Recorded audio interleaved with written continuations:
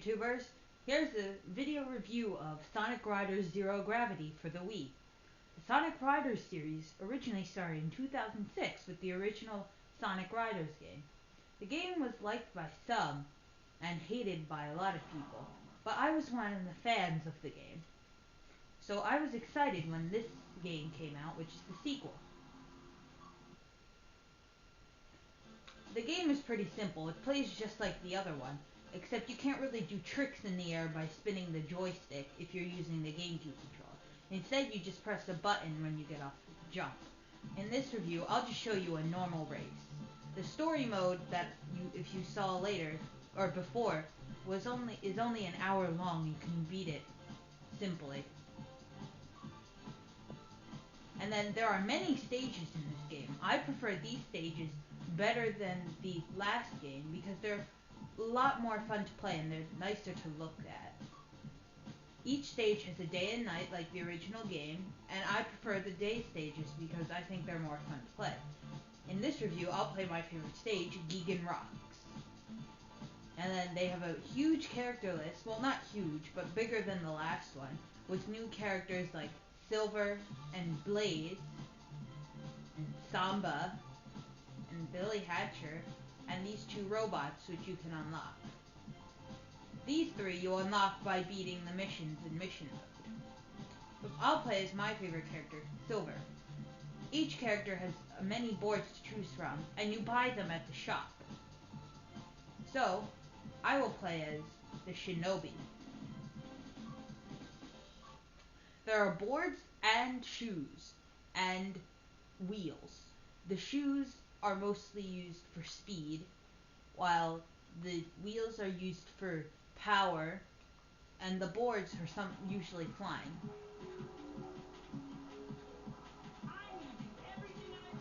You begin the race by moving backwards and then running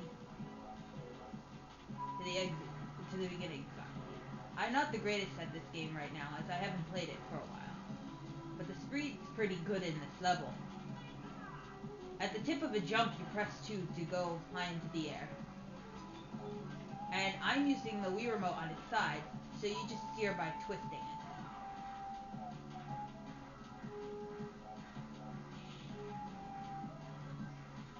In the original game, you could do tricks off the ramp. Now it just automatically does them for you. See those springs? If you're in a special move, you can get into them. And what I just did is the gravity control. You hold down 1 and twist the Wii remote, slow down time, and use a turning finger. Here it's telling me to lift the remote. When you do this, you turn super fast, and you can move through the level much faster, but it only lasts for a little bit. And then you can press A to change your gear when you have enough rings. Usually the gear will become better or have new abilities.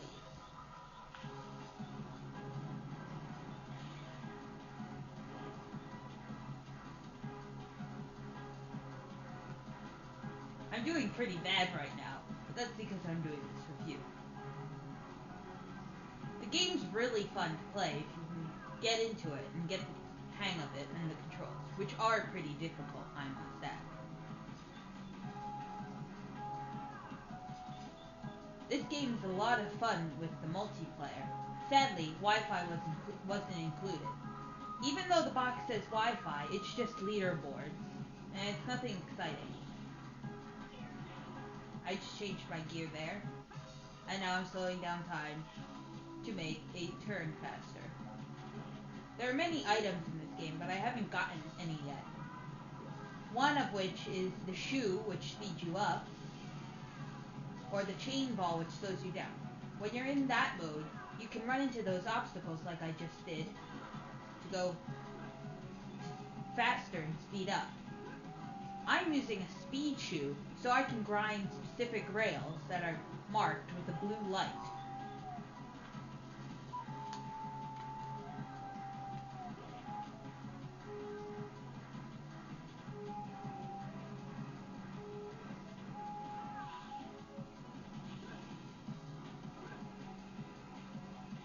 Since I use the Shinobi, I automatically go onto walls that are on the side, that you can use as a shortcut.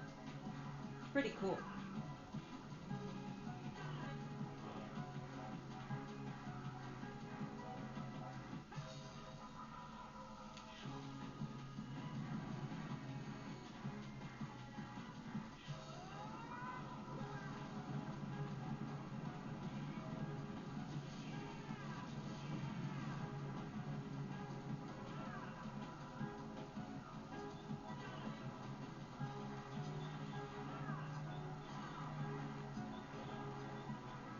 Sometimes there are those air things that were like in the original game that you can do tricks off of, but they don't occur very often. I did pretty bad and I'm ending in 7th. Normally I can finish first, but I wasn't very good. Then it gives you the time, and then with the rings you collected, they give you a total amount of all the rings that you've collected in the level. Right now I have 774 rings. I can use these rings to buy items in the shop, which I will show you right now.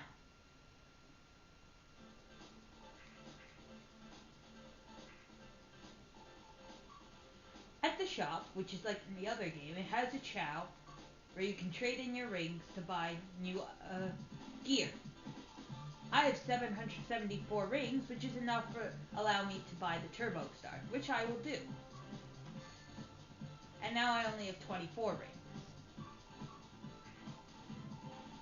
But some of the gears, that gives you the stats and everything else. And some of the gears cost really expensive, like 9,200 rings, which takes a while to get. And it gives you the stats and everything that changes when you activate the new gear. There's some pretty cool ones.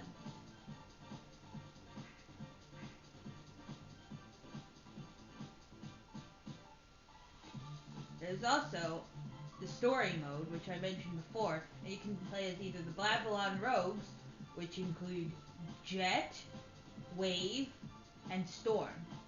Then there's also the Hero story, which includes Sonic, Tails, and Knuckles. Both of them are short and can only take a half an hour.